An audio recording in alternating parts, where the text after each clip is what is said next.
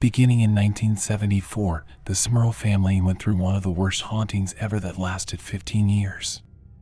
For an intense 2-year period, the family was subject to a series of physical assaults perpetrated, allegedly, by a mysterious demon and a horde of ghosts. The haunting affected everyone in the Smurl family. Even the dog had a run-in with one of the angry ghosts. Out of all the families that have claimed to be haunted over the years, the Smurls claim to deal with some of the most aggressive entities of the 20th century. These ghosts lasted for a great part of their lives.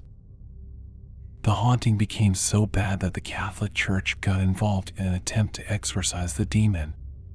Even after the Smurls called in demonologists Ed and Lorraine Warren, they still weren't able to rid themselves of the horrible creatures that seemed set on ripping their family apart, and they ultimately lived with remnants of the haunting for the next 15 years, even after the most vicious attacks seemed to simmer.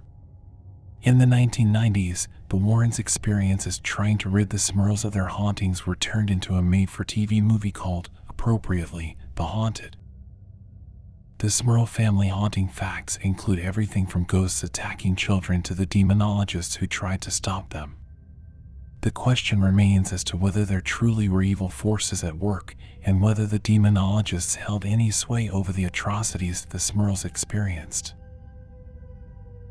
In 1974, Jack and Janet Smurl moved out of their flood-damaged home and into a West Pittston, Pennsylvania duplex that's been lovingly described by all sources as a fixer-upper.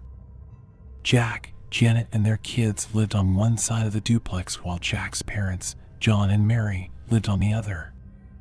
It didn't take long for the haunting to start. The first instances of their ghostly visitors were benign. A tool would go missing, a stain on the wall would seep through the paint, nothing too scary. But then kitchen appliances started to go up in flames even when they weren't plugged in, and then there was the smell. The odor wafted through the house at random intervals and was absolutely stifling. During his investigation, Ed Warren described the smell as something akin to rotting flesh. Shortly after the haunting began, Mary suffered a heart attack and the family began to struggle to pay bills. It seemed that the haunting was taking a toll on more than the family's living space.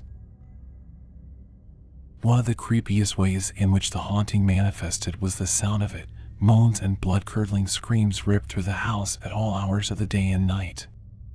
Many of the chilling sounds reportedly took on the voices of the Smurl family, a particularly cruel way to haunt the family. It wasn't just the Smurls who heard the ghostly sounds. Allegedly, their neighbors claimed to hear screams coming from inside the house when no one was home. As the weeks went on, the haunting increased from sounds to floating black creatures and shadow people. Self-taught, self-proclaimed demonologist Ed Warren later claimed that he saw a mucus-like, smoky-type substance that began to whirl and materialize on the mirror, spelling out filthy obscenities, telling me in no uncertain terms to get out of the house. The creature, or creatures, haunting the Smurl family were hell-bent on ripping the family apart. The worst indignities suffered by both Jack and Janet were separate sexual assaults that happened numerous times. First, Janet claimed she was woken up in the middle of the night by an unknown figure sexually assaulting her. Then Jack claimed that while he was watching a baseball game in the living room, he was also assaulted in the same way by a succubus. He later claimed that while he attempted to say the rosary, the creature dragged him around his room. During the 15-year haunting, no one in the Smurl family made it out of the haunting without being harmed. One of the daughters was sliced open by a flying wall fixture, and the family's German Shepherd was thrown against the wall. Janet claims that she was grabbed by the creature before being hurled across her living room. On another occasion, an invisible entity bit Jack in the face and threw another one of their daughters down a set of stairs. A skeptic's view of this situation says that all of these attacks are similar to those of domestic violence. It's completely that the Smurls were in the middle of a turbulent marriage and that they covered their screaming matches and physical altercations with an interesting ghost story, but nothing like this has ever been verified. Judging from the amount of stories that came out of the Smurl haunting, it seems like there wasn't a day that went by without something creepy happening. Janet Smurl claimed that while she was in the kitchen one evening, the house grew cold and she felt a hideous presence. That's when a black, human-shaped form appeared in her kitchen. It had no face, but it was more tangible than a shadow. The shape passed through her wall and appeared to Mary on the other side of the duplex. Whatever was haunting the Smurls, it absolutely hated religious iconography. One night the Warrens tried to draw out one of the entities with a group prayer. They got more than they bargained. In the middle of each prayer, something began screeching, "You filthy bastard, get out of this house." Then the house started shaking and two female ghosts that looked to be from colonial America era slunk through the house. This was the only time that the appearances of the colonial ghosts were recorded, but it's possible that one of these two was the succubus that had assaulted Jack while he watched a baseball game. Try as they might, the Smurls couldn't shake the ghosts that made their every waking moment total hell. Even though priests from the Scranton branch of the Roman Catholic Church blessed the home and performed multiple exorcisms on the house, the family continued to experience pure terror.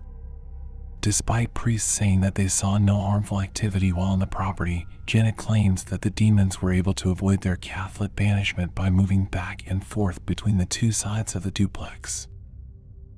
After 15 years of being harassed by invisible entities, the Smurls finally moved to Wilkes-Barre, Pennsylvania. There are no reports as to whether or not they ever experienced another haunting. After an in-depth investigation of the Smurl home, the Warrens were able to pin down exactly what was assaulting the family, more or less. Lorraine Warren, a clairvoyant, claimed that there were definitely 4 entities roaming the duplex. The first was an elderly woman who mostly kept to herself. There was also an older man who died in the home, which is oddly similar to the Enfield haunting, a case that the Warrens also investigated. Lorraine said that the violence that the family experienced came from the ghost of a young woman and a demon who was able to control the other entities. Even though the Warrens claimed that the Smurl family was haunted by a gang of ghosts led by a demon, there's another explanation for the nearly 2 decades of terror: a mass hallucination.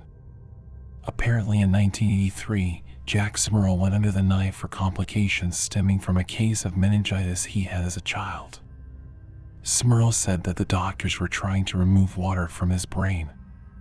It's possible that Jack had a brain tumor and that's why he was experiencing such violent attacks, but the Warren stories don't really corroborate this. Professor Paul Kurtz of State University of New York at Buffalo believes that the haunting started with Smurl's brain impairment and that the rest of the family followed suit. It's possible that the family fell under the delusion through which Jack Smurl was living, but that doesn't explain why they would follow along with his bonkers behavior for more than a decade.